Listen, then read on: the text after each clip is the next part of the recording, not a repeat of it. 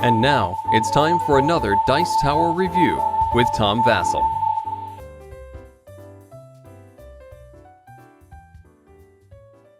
One of the most popular games in the world is Settlers of Catan. Probably most of the people watching this have played it, or at least have heard of it. It's a very popular game. It's in its 4th edition here.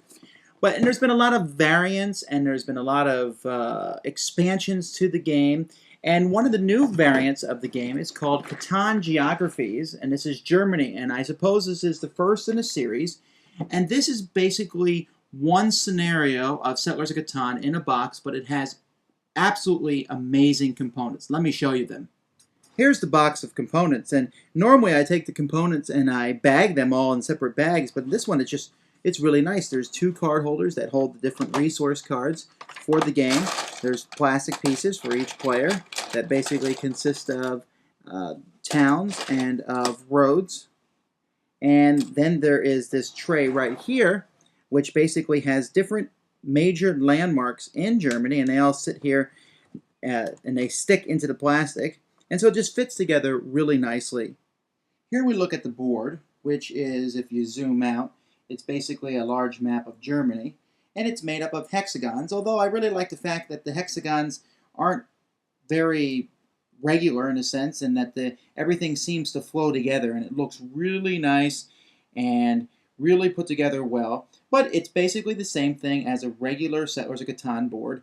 It's just preset and there's no randomness.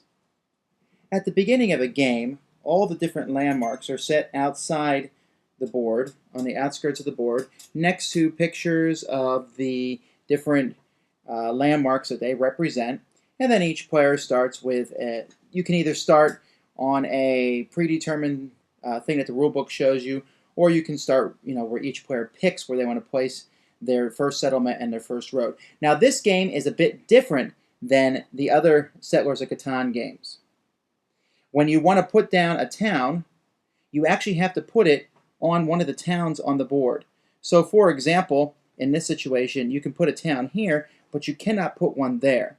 See, in the normal Settlers of Catan, you're allowed to place towns on many different intersections, but they have to be 2 intersections away from one another.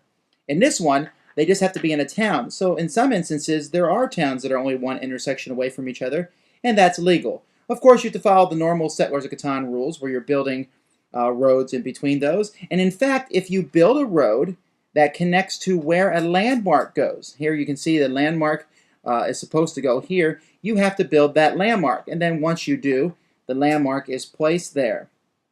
A landmark, when it's built, also gives the player a certain benefit. For example, when this landmark is built, the player receives 1 wool card and 1 brick card. This one down here gives a free road. The development over here also gives a free road. This one gives a free development card when you build those. Each one gives a different benefit. Gameplay is kept very simple. There are no longer any towns, or the larger cities, settlements. There's just a single town hall that players are building, and roads. They can build a landmark, which you see costs 2 ore and a wheat, and they can buy development cards, which are pretty much identical to the ones in regular Settlers of Catan, with maybe a few changes. With only 4 things to build, the game is still fairly simple, and you can see that wheat is a pretty important resource, especially since it's on the board only ever so often. Again, going across the board, I really like the fact that up here they have a spot for the longest road, and if you happen to have the longest road, you simply place one of your town halls there. And the same thing on the other side of the board with the largest army. Now, because of that, when you're looking at the board and when you're going across everything, all you have to do is sit there and count up how many of these buildings are on the board, and that's how many points you have.